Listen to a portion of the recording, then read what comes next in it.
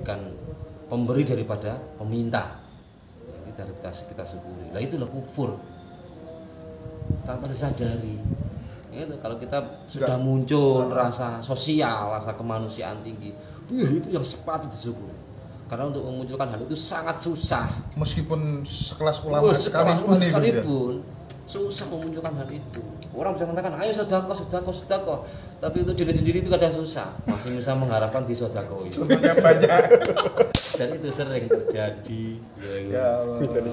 Bung Karno mengatakan Tuhan bersemayam di dalam gubuknya orang-orang miskin. Orang miskin, iya. Nah, sekarang kita berpikir, ada hadis diskusi yang mengatakan al-aghniya'u kalai.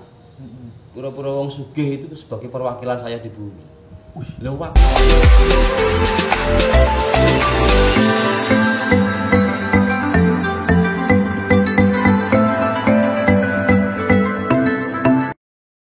Mohon maaf Gus, itu yang foto di situ itu jadab ya?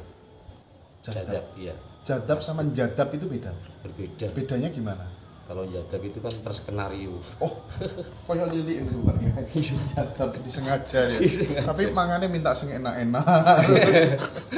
Rokokan gak enak gak doyan. Ya betul. Oh itu berarti jadab ya. Soalnya tergantung pada pemberian orang lain. Laras. Jenenge jadab koyok puasa, koyok tuwaslim.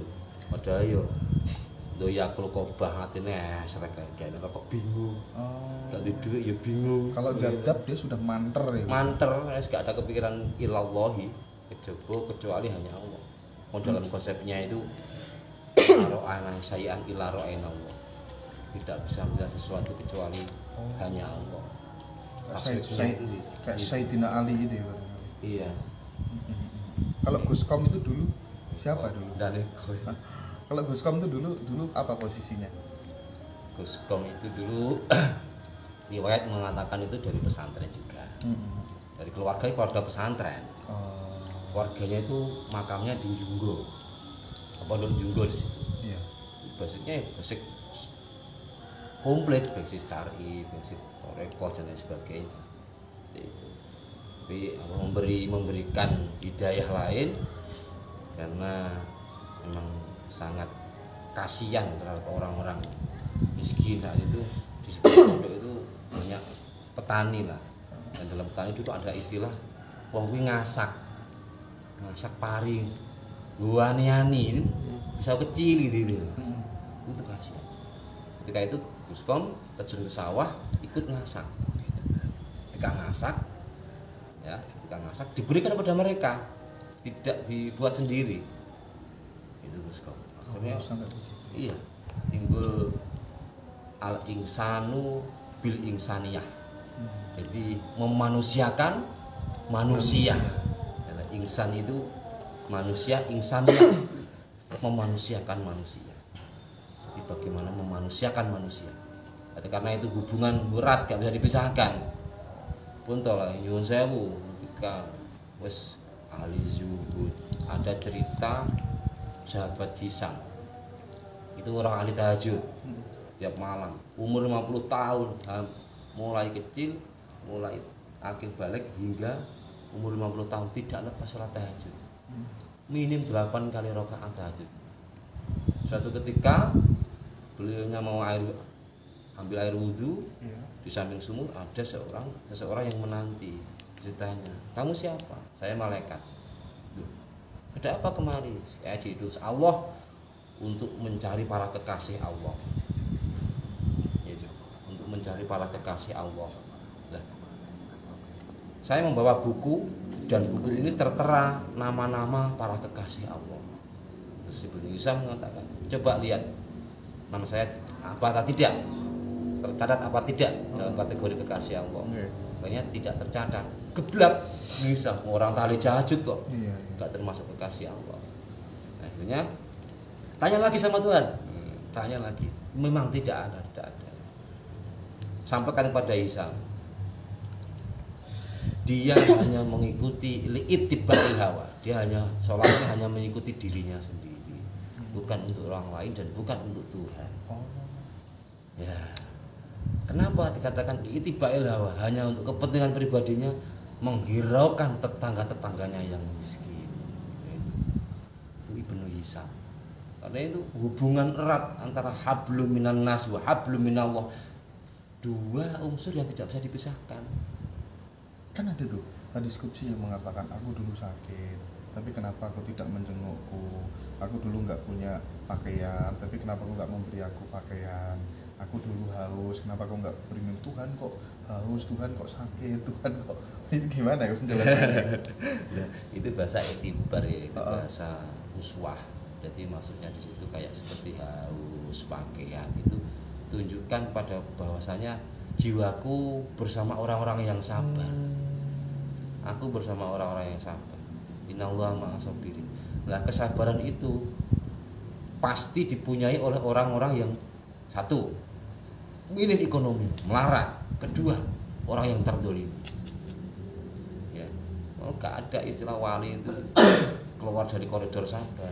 Mereka sabar semua, istiqomah semua. Nah, itu penting kesabaran ini. Jadi ketika kita memberikan pakaian terhadap orang-orang fakir, memberikan minuman ketika orang fakir itu haus, seperti hanya engkau memberikan setegak minum anggur kepadaku, kata Allah. Jadi Seperti itu. ini pengalaman saya sendiri, Gus. Ya. Gus Siti, apa? Ada salah satu orang yang sering saya datangi begitu, saya perhatikan betul. Mulai dari apa tuh namanya? Iya, pokoknya ngasih terus saya perhatikan betul secara ya ngasih uang, makan segala sampai orangnya nangis terus. Nah, titik itu yang kemudian merubah kehidupan saya. Bahwa mungkin ya, atau mungkin saya dari kecil mungkin pendidikannya ya nggak tahu ya, salah mungkin ya. Kalau kita kan orang memberi itu kan harusnya wis ikhlas tanpa harapan apa-apa begitu ya. Tapi yang kenyataannya yang saya rasakan setelah saya memberi itu saya dapat lebih banyak ya, Gus. Itu nggak salah juga ya sebenarnya ya. Ya enggak. Memang itu janji-janji Allah. Oh, memang itu sudah rumusnya Tuhan begitu. Rumusnya Allah begitu.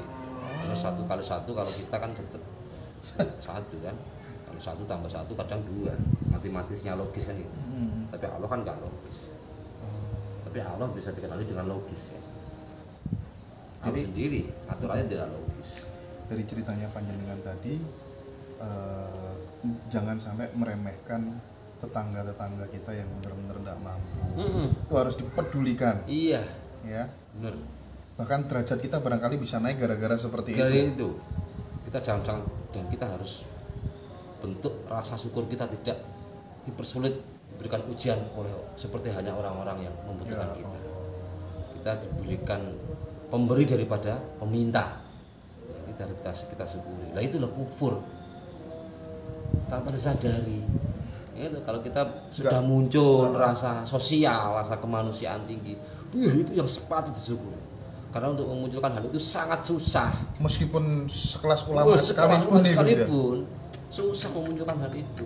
Orang bisa mengatakan, ayo sedekah. Tapi itu diri sendiri itu kadang susah. Masih bisa mengharapkan disodakoi. Contohnya banyak. Dan itu sering terjadi. Ya Allah. Bung Karno mengatakan Tuhan bersemayam di dalam gubuknya orang-orang miskin. Orang miskin, iya. Itu sangat populer itu. Iya betul. Bapak rakyat kan di situ. Bapak rakyat. Rakyat lebih pada jelatannya, bukan pada agnianya.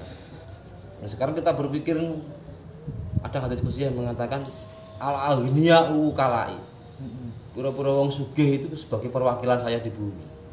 Lha wakil sebarang kali, kadang wong sugih itu dijaluki iki gimana al-aghniya wukalai. Iya, al-aghniya'u wukalai. Orang-orang wakil Allah di muka bumi ini. Lah katanya wis memproklamirkan ini ja'ilun fil ardi khalifah. Oh iya. Lah wis dadi khalifah kok. Iya, asline wis dadi khalifah. Aku males mikir lho. Apa? Males mikir. Iya. Ya mau ini gue loh. Akibat ngopi ini kurang aja. Mbak ngopi ini lokal ini. Kita kan susah lokalisasi.